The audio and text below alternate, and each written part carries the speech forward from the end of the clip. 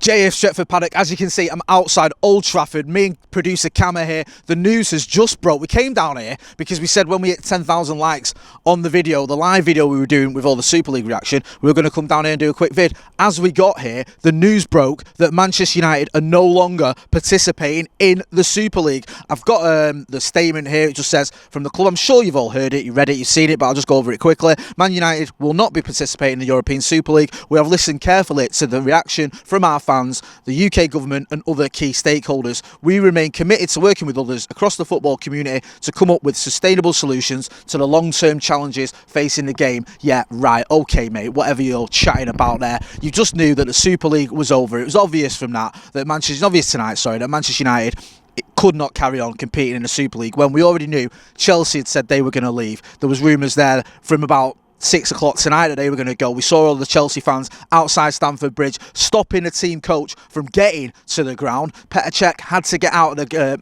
team coach and speak to the fans. And I just wonder how the Chelsea hierarchy feel about that. Paddock, who's an absolute Chelsea legend. I know I'm not a Chelsea fan, but to the Chelsea fans, he is a legend. He's having to get out of the coach and confront disgruntled Chelsea fans. He's having to put himself out there and speak to them and try and calm them down and explain this. We already seen Ole Gunnar Solskjaer at the weekend, who didn't seem to know much about this Super League, and he was sort of thrown under the bus and he had to speak to the media and face questions about it. Pep Guardiola said about it himself, he said he didn't know anything, he'd just been given a statement. So the club have thrown their own players and coaches under the bus here.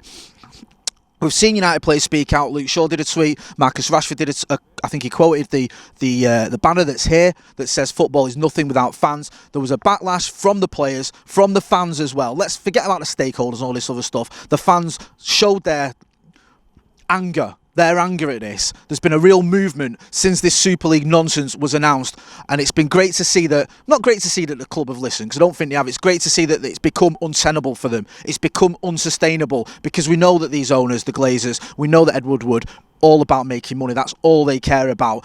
It's been a crazy night tonight. When we first saw this, it was Chelsea were looking at dropping out. Then it was City were dropping out. Then it was Barcelona. We're going to speak to their fan groups. And if they didn't get the answer they wanted, or they got an answer that said, do drop out, they were going to drop out. Atletico were rumoured, though that's not certain yet. And now the big story for us, the one that matters anyway, I don't know what else has gone on since I got here. There might be other clubs that have said they're dropping out. I'm not sure.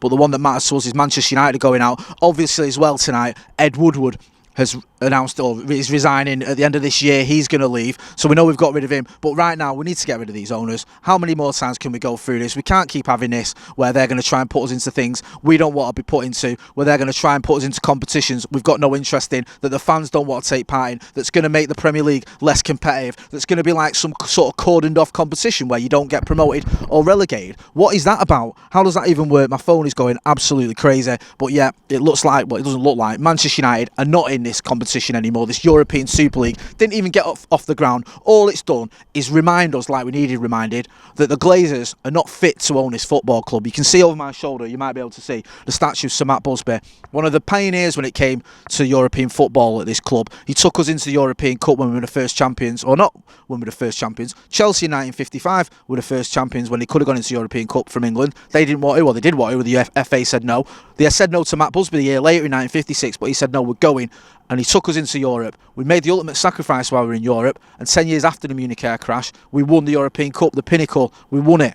We've always been emotionally attached to this competition, the European Cup, the Champions League, whatever you want to call it. So this Super Cup idea, where you don't get in there on merit, you just get in there because you're part of this elite or whatever, was a load of nonsense. It was nonsense that clubs like Arsenal, Spurs, even City, who've never won it, were in a part of this. Arsenal and Spurs are 7th and 9th, and they're a part of this. It was just a ridiculous idea. The fans were against it. Fans of clubs not in it were against it. Fans of clubs in it were against it. And it just didn't look like it could get off the ground. And thankfully, it hasn't, because the fans have come together and said, no, we're not having it. And the Glazers, the owners, can try and spin this however they want. They can try and say they listen to us, they listen to the fans, they reacted, they're committed to our future. But the truth of the matter is, it got to a point where it just wasn't going to work. It just wasn't going to happen. Other clubs as well got in there before us in dropping out of this. The best we could have hoped for when we announced this was to realise straight away this was dead in the water and to say, right, we'll leave. But we didn't. We waited. We waited until Chelsea had already made a move. City made an announcement. So it's not as if we've led the way in leaving. We followed.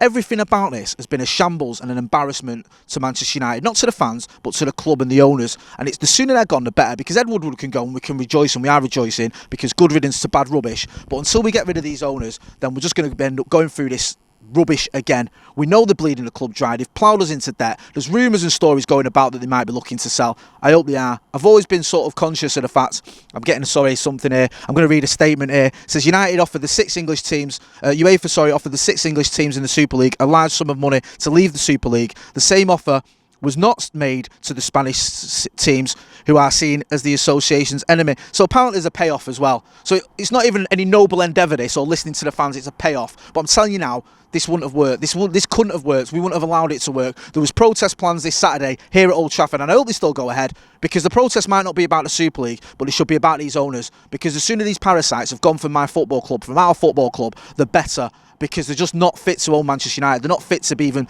be here at all. They're not fit to even watch this team, let alone own it.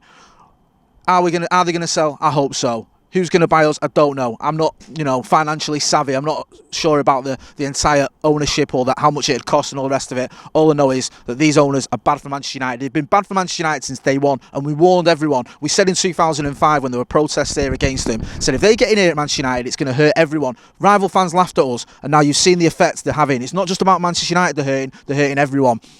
I'm outside Old Trafford here. I'm happy. We're out of the Super League. I'm happy Ed Woodward's gone, although they're only going to replace him with another banker.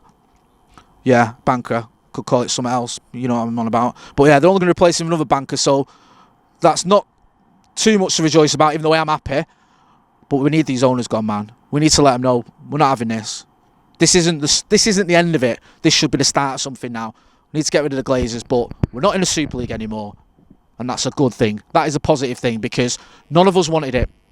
The fans didn't want it. The players didn't want it. There was rumours that Luke Shaw, that Harry Maguire spoken out about it. We've seen Marcus Rashford do it to it. Marcus Rashford is red through and through. He's a Manchester United fan. He's a diehard Manchester United fan. He wouldn't have wanted any part of this. He wouldn't have wanted a thing that takes away his chances of playing in the future Champions League or playing in a Champions League final. Mason Greenwood wouldn't have wanted something that stops him from playing in a Champions League final.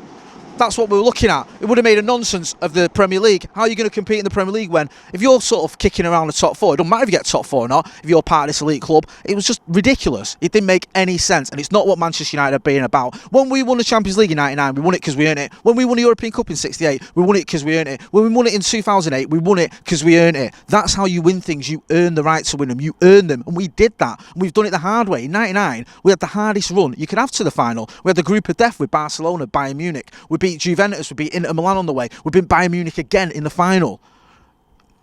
That's how you win a competition. You beat the best. That's how it's done. Not by, we've got more money, we're one of the elite, we're always in this competition. And to be honest with you, I don't fancy a competition that lets you play Spurs and Arsenal potentially, 5-6 times a season. No thanks. I'd rather get into the Champions League by playing the football that gets you there, and I'd rather win it by being the best team in it. United have done that before, and that's what we should do again. I'm happy, but I want to see some changes. We all do. So this should be the start of it, not the end of it. Motty for Stretford, Paddock at Old Trafford. Don't forget to hit like, share and subscribe. Thanks for watching.